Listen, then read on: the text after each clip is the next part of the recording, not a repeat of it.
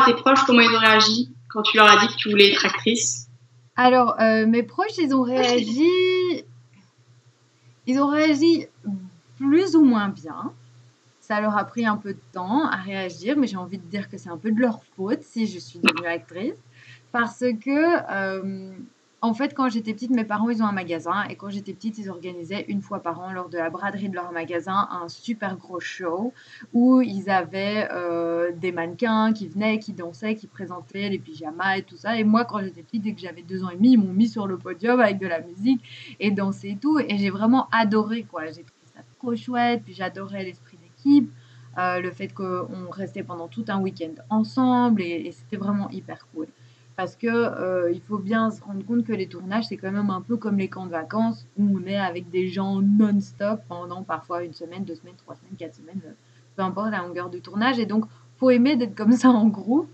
C'est vraiment un peu camp de vacances, quoi. Et du coup, j'ai vraiment adoré ça.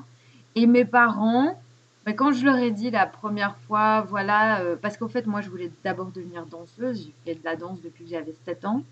Et mais danseuse, c'est difficile parce qu'une fois que tu as 30 ans, c'est un peu la carrière est déjà finie, quoi, tu vois. Donc mes parents étaient pas trop chauds pour danseuse. Donc je crois que ça les a un peu rassurés quand j'ai dit actrice. Même si au début j'avais dit oui, je vais faire actrice, je vais partir aux États-Unis, faire l'acteur studio et tout. Et puis ma maman m'a dit attends, il y a quand même des écoles à Paris, t'as pas envie d'aller essayer à Paris avant d'essayer les États-Unis. Et puis ça coûte hyper cher de partir aux États-Unis. Donc j'ai dit ok, je vais essayer Paris. Et en fait, il s'est passé un gros truc dans ma vie entre le moment où j'ai fait mon stage à Paris et le moment où je suis rentrée au cours Florent. C'est que ma grand-mère est décédée.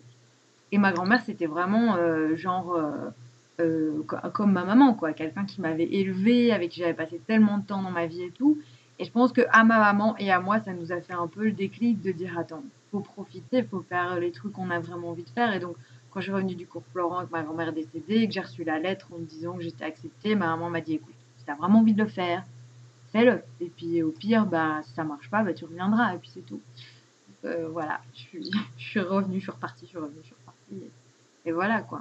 Mais, euh, mais mon papa, encore récemment, m'a dit si ça marche pas l'acting, tu vas faire quoi?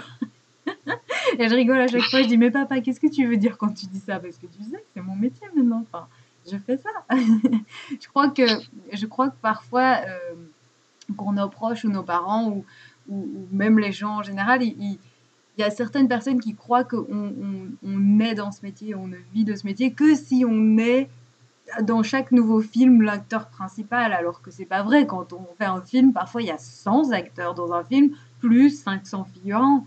Donc il y a moyen de vivre de ce métier et de, en tout cas, commencer une carrière sans directement avoir les premiers rôles. Et, euh, et voilà.